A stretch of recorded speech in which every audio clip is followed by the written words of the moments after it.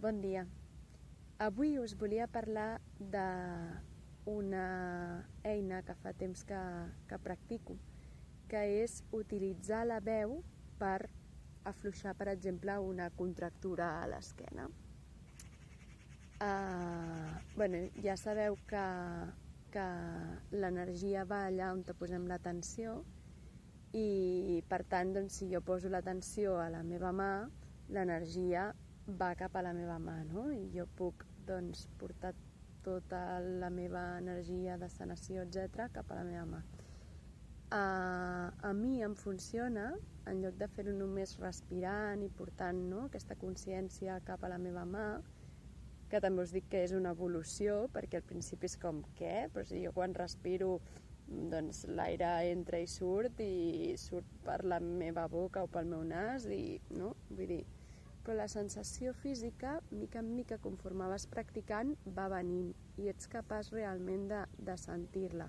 Si heu fet ioga, mindfulness, etc., sabeu de què estic parlant. Però a mi el que em passava era que em despistava, o sigui, em costava molt estar concentrada. Llavors, posant-hi la veu, m'ajudava molt a seguir en el meu lloc, no? Era com un mini mantra, no? Que m'ajudava a estar atenta en aquell punt i a portar-hi realment això, l'energia de sanació a través de la veu. Llavors, el que més em funciona és fer-ho greu. No sé ben bé per què, entenc que és un tema també energètic i de xacres, etc. Però, per exemple, si jo vull portar, comencem portant la veu al pit, per exemple, i jo faria...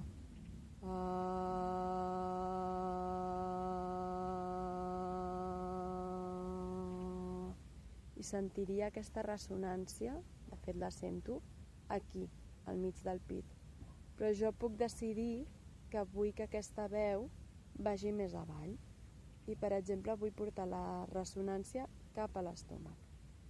Cap a la panxa.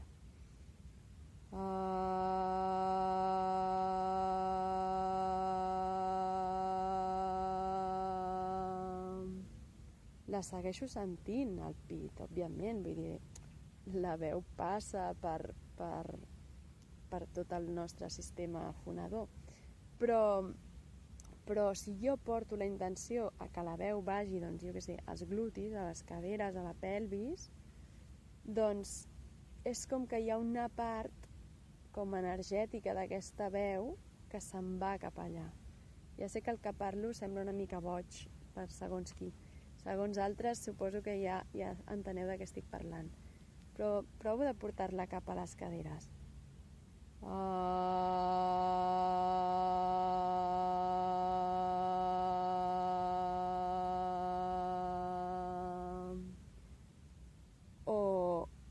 Veieu que m'estic ajudant amb les mans. Al començar és més fàcil, puc portar-la cap als ronyons també.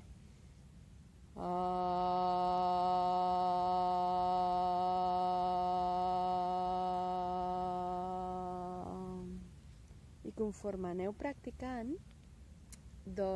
anireu sentint un canvi, no? És com que aneu agafant consciència d'aquests punts, d'aquesta possibilitat de que la veu realment, de que l'energia de la veu arribi en aquell punt, i podeu començar a jugar, a portar-la en altres llocs del vostre cos que potser teniu menys consciència, com per exemple, això, zones tipus al punt de l'esquena que em molesta. Llavors és relativament fàcil perquè que em molesta hi ha una consciència, no?, d'aquest doloret. Llavors és portar-hi, jo per exemple ara tinc una contractura que sento aquí a l'espatlla, portar-hi la veu cap allà.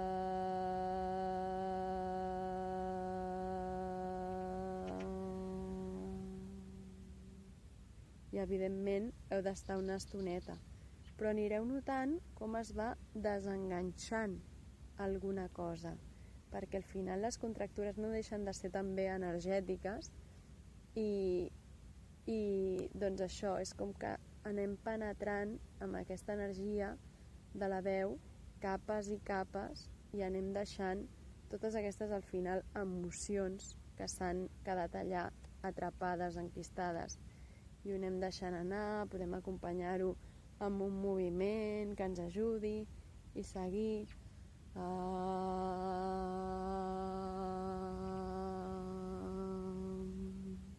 Jo sempre dic que el cos és savi i que si el deixem, si no hi posem ment, doncs això, ens sortirà el moviment espontani que realment és més sanador i més transformador per nosaltres.